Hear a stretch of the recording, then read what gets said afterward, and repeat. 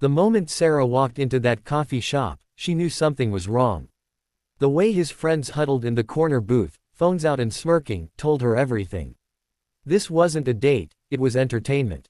For 28-year-old Sarah Mitchell, navigating the dating world as a deaf woman meant dealing with her share of awkward encounters. But she'd never imagined someone would set her up as the punchline to a cruel joke. Her friend Emma had sworn this was legitimate, a genuine blind date with a nice single dad named Michael. Now, watching those guys snicker behind their menus, Sarah's stomach twisted with humiliation.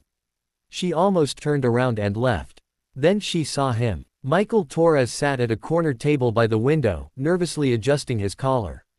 He was early 30s, with kind eyes and the slightly rumpled look of someone who'd been wrestling with a 6-year-old's bedtime routine before rushing out the door. When he noticed Sarah approaching, he stood up so quickly he nearly knocked over the chair. What happened next, Sarah would replay in her mind 1,000 times. Michael didn't wave awkwardly or shout a greeting like so many hearing people did when they first realized she was deaf. Instead, his hands moved with careful deliberation as he signed, "Hi, Sarah. I'm Michael. It's really nice to meet you." Sarah froze mid-step. His signing wasn't perfect, his hand shapes were a little stiff, clearly self-taught, but it was real. It was effort. It was respect. "You know sign language?" She signed back, unable to hide her surprise. "A little," he signed, then pulled out his phone to type. "I've been learning for the past 2 weeks since Emma told me about you. I'm not great yet, but I wanted to try." Asterisk. Something cracked open in Sarah's chest. In the corner, Michael's so-called friends were still watching, waiting for the show. What they didn't know was that they'd set this whole thing up as a joke on Michael, not just her. Brad and Connor, guys Michael had known since college, had been relentless in their teasing about his non-existent dating life since his divorce 2 years ago. When Michael finally agreed to a blind date, they deliberately failed to mention that Sarah was deaf, anticipating an uncomfortable disaster they could mock him about for years. They were filming on their phones, expecting him to panic, to fumble, to make excuses and bail. Instead, Michael pulled out Sarah's chair and smiled warmly. As they sat down, he typed on his phone, "I should be honest. My friends set this up, and I don't think their intentions were great. I saw them come in before you arrived. If you want to leave, I completely understand. But I'd really like to stay and have coffee with you, if you're willing." Asterisk. Sarah glanced at the corner booth. Brad was elbowing Connor, clearly confused about why Michael wasn't floundering. She looked back at Michael, studying his face for any hint of pity or condescension. She found only genuine nervousness, the same first date jitters anyone would have. "Let's have coffee," she signed, and typed, "But first, I have an idea." Asterisk. What Sarah proposed was bold. Instead of giving his friends the awkward disaster they'd orchestrated, she suggested they give them a performance they'd never forget. Michael's eyes lit up with understanding, then with something that looked like mischief. "I'm in," he signed. For the next hour, Sarah and Michael put on an Oscar-worthy show. They laughed, really laughed, at each other's jokes, typed and signed back and forth, and shared stories like old friends reconnecting. Michael told her about his daughter, Lucy, who was obsessed with butterflies and insisted on wearing her wings to the grocery store. Sarah shared stories about teaching art to elementary students and the creative chaos that ensued when 20 kids got access to finger paints. But they also went deeper. Michael typed about the loneliness of single parenthood, of being both everything to his daughter and feeling like he was never enough. Sarah shared her experience of constantly having to prove her competence in a hearing world, of people talking slowly and loudly to her face despite the fact that she could lip read perfectly well. That wasn't the issue, she just couldn't hear. "People see the deafness before they see me," she signed, and Michael nodded with an understanding that seemed to transcend the language barrier. "People see the single dad before they see me," he typed back. "Like I'm broken or desperate.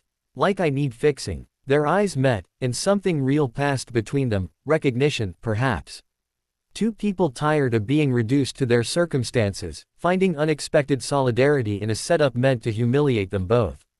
In the corner booth, Brad and Connor's amusement had shifted to confusion, then to something that looked uncomfortably like shame. The joke wasn't landing. Instead, they were watching what appeared to be a genuinely great date unfold. When the coffee shop's owner, an elderly woman named Mrs. Chen, who'd known Michael since he started coming in with baby Lucy years ago, brought over 2 slices of complimentary chocolate cake. Michael typed to Sarah, "She thinks we're cute together." Asterisk. Sarah laughed, a sound Michael found surprisingly melodic, and signed back, "Should we let her keep thinking that?" "Maybe we should let ourselves keep thinking that too," Michael signed, his movements more confident now. The moment hung between them, suddenly serious. This had started as a counter-prank, a way to subvert their friend's cruelty.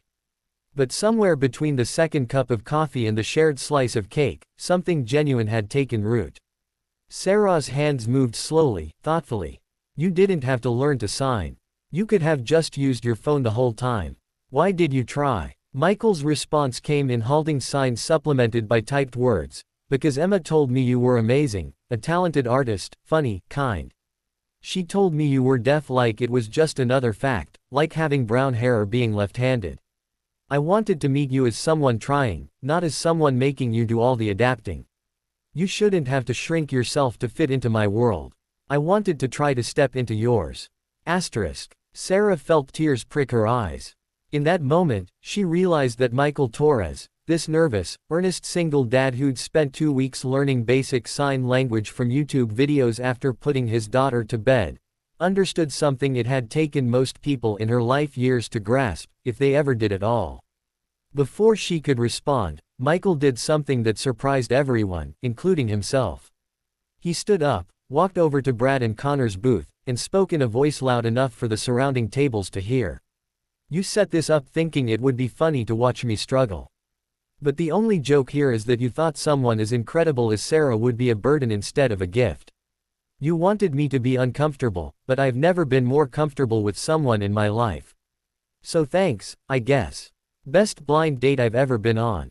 He walked back to Sarah and signed, a bit clumsily, "Want to get out of here. There's a park nearby where Lucy and I feed the ducks. Better company there." Sarah nodded, gathering her things. As they passed the corner booth, she stopped. Her signs were sharp, precise, impossible to misunderstand even for those who didn't know sign language. "You should be ashamed." Then she typed it on her phone and showed them the screen, just to make sure the message landed. Brad and Connor said nothing. There was nothing to say. Outside, in the golden afternoon light, Michael and Sarah walked toward the park. "I should apologize," Michael typed. "For my friends." 4. Sarah shook her head and signed, "Not your fault.